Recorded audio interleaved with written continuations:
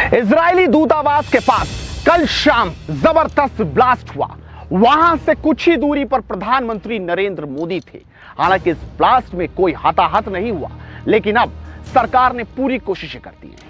गृह मंत्री अमित शाह ने तो बंगाल का दौरा भी रद्द कर दिया और अब इजराइल और भारत इस ब्लास्ट के बाद जो एक्शन ले रहे हैं, जो सोच उनकी है, वो आज आपको देखनी चाहिए कि आखिर कैसे ब्लास्ट करने वाले फंसते नजर आ रहे हैं। और इस बार जो होगा वो नजीर पूरी दुनिया में पेश होगी। देखिए।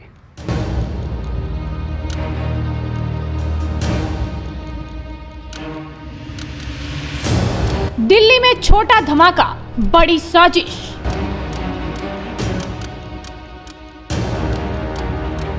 भारत और इजराइल मिलकर करेंगे इस साजिश का पर्दाफाश। एक तरफ तो विजय चौक पर बीटिंग रिट्रीट चल रही थी और दूसरी तरफ इजराइल दूतावास से महज 150 मीटर की दूरी पर बम धमाका हो गया। यह धमाका दिल्ली में स्थित इजरायली दूतावास के पास स्थित high profile road Abdul Kalam road पर हुआ। जिस जगह पर यह धमाका हुआ उससे विजय चौक की दूरी बमुश्किल 1.5 किलोमीटर ही है। इसी जगह पर रिपब्लिक डे का औपचारिक समापन समारोह बीटिंग रिट्रीट चल रहा था। पीएम मोदी अभी भी समारोह में मौजूद थे।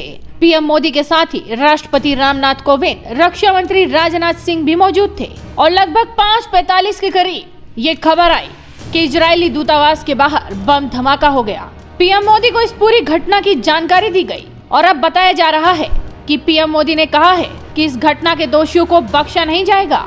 दिल्ली के लुटियंस जोन इलाके में स्थित इजरायली दूतावास के बाहर शुक्रवार की शाम आईईडी विस्फोट के बाद हड़कंप मच गया था। मौके से कुछ बॉल बेरिंग भी मिले हैं जिनका इस्तेमाल बम बनाने में किया गया था। इसी बीच दिल्ली पुलिस को कुछ अहम सुराग हाथ लगे हैं जिसकी मदद से आरोपियों के स्केच तैयार करवाए जा रहे हैं।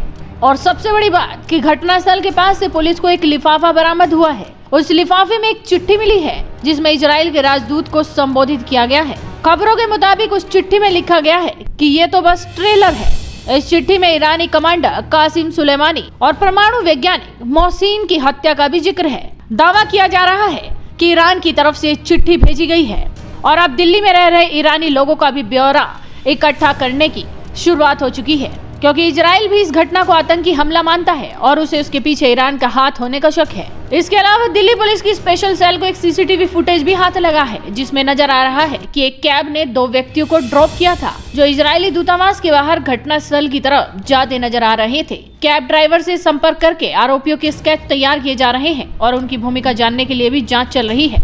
भले ही इस बम धमाके में कोई बड़ा नुकसान नहीं हुआ, लेकिन बड़ी चिंता की बात यह है कि कड़ी सुरक्षा के बीच आखिर इस घटना को कैसे अंजाम दिया गया।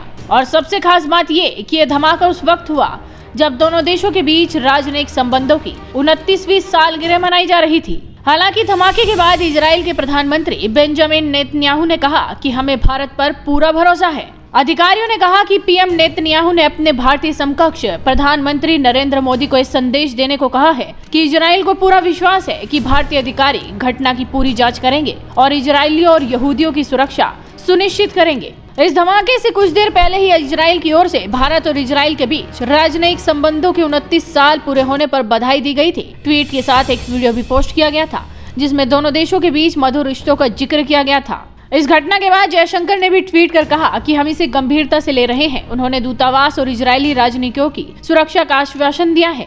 मामले की जांच की जा रही है, दोषियों को बख्शा नहीं जाएगा। और इस मामले में राष्ट्रीय सुरक्षा सलाहकार अजीत डोभाल भी पीछे कैसे रहते। उन्होंने भी इजराइल में अपने समकक्ष मेयर बिन शाबत से बात की। पूरे घटनाक्रम को लेकर इजराइल को जानकारी दी गई, लेकिन अब दोषियों को बख्शा नहीं जाएगा क्योंकि पीएम मोदी भी पूरी तरह से एक्शन में आ चुके हैं। जांच चल रही है, देखना होगा कि इस मामले में क्या बड़ी अपडेट सामने आती है। तो आप भी जुड़े रहिए हेडलाइंस इंडिया के साथ, क्योंकि पल पल की अपडेट आपको यहीं मिलेगी।